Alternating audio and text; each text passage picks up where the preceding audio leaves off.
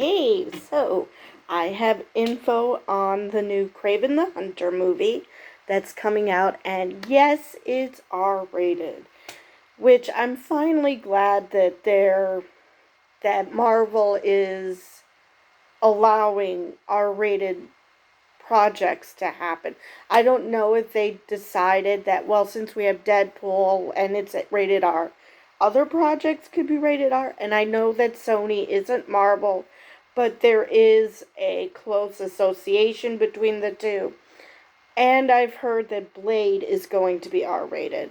So it sounds like Marvel is slowly allowing R rated projects, which is great because some of these characters can't be done justice unless it's R rated. So, and like in this case, Kraven the Hunter. Now, the first thing I'm going to show you is a still. Let me just. That is a still of Aaron Taylor Johnson. Looks like it's basically the poster for Kraven the Hunter. And he looks awesome. He looks just like the comic book version of Kraven the Hunter. So I'm excited about that. And so let's see what we can glean from this. Let me just make this bigger so I don't have things in people's spaces that don't belong in people's spaces.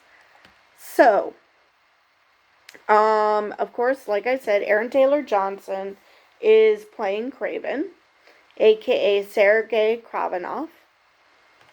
Now, I've mentioned before, I have read some of these comics, but a lot of these newer phases that they're doing, I've only heard of them. I don't believe I've ever seen a Kraven the Hunter comic. So, but Spider-Man was never one of my favorite comics growing up either. So anyway, let's see who else is in it. Oh, come on. All right. I thought that I had.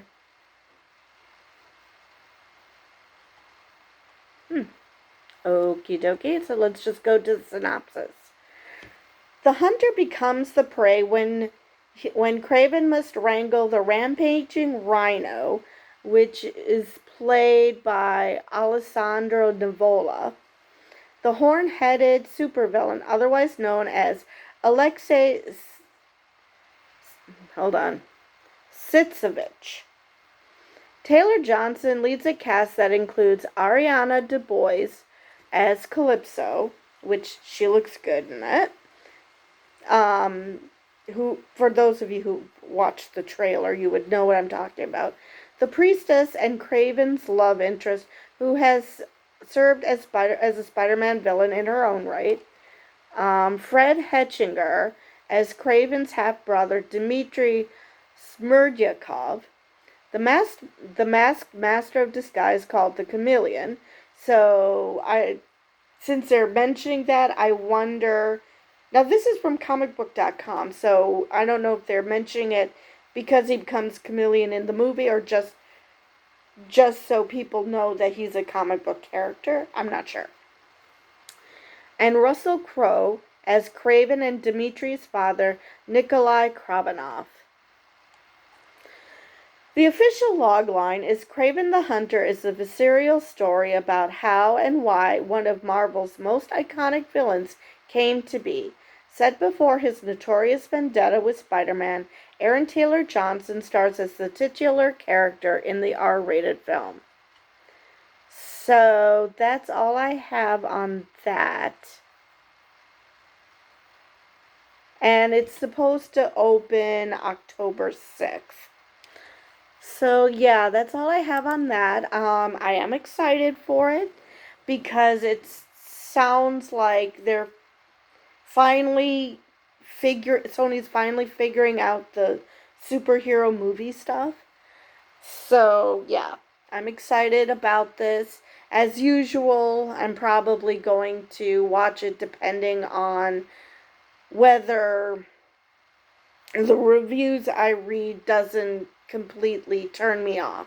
I have no intention of watching Morbius, not because it was universally panned, but because they just decided to defy logic and take the Vulture, take Michael Keaton's character, and put him in Morbius's world for absolutely no reason.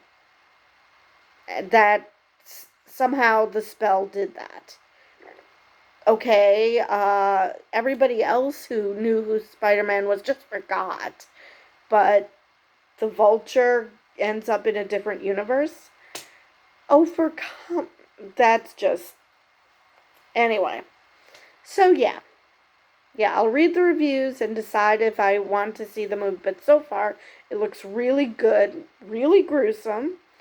But if you can stand watching Daredevil on Netflix, I'm pretty sure you'll be able to survive watching Kraven the Hunter. From what little I've seen, it's that level of gruesome. That or The Punisher. So, yeah. Even though, yeah, it's a combination of Punisher and Daredevil, because some of those fight scenes were hella gruesome, especially when it came from Kingpin. So yeah, I am excited to see this. Hopefully it's a legit movie, and like I started saying before, I'm glad they're going into R-rated films and understanding that not all characters are meant for children. There's nothing wrong with Punisher, or in this case, Kraven the Hunter, or even Blade, not being for kids, because those characters were never meant to be for kids. So, yeah, I'm excited that they're understanding that it's okay to do R-rated films, that just like not all comics are for all readers, not all comic book movies should be for all viewers either. I get that they want to make movies that appeal to the broadest audience possible, but you just can't do that with all movies. And then you get, you know, movies that, people are going to complain about because they're, whiny man babies.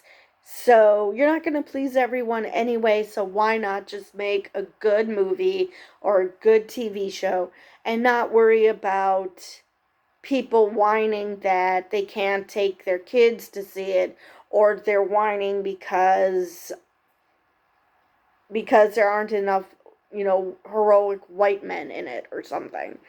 Just make a good movie and let the audience speak for the movie, and let the naysayers just, you know,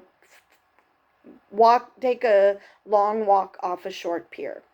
Because at the end of the day, the haters are going to hate. So just make a good movie and don't worry about pleasing everybody. Because especially in this climate, ain't gonna happen. But it would be possible anyway. So anyway, I'm rambling. So I will leave it there, and I will see you guys in the next video.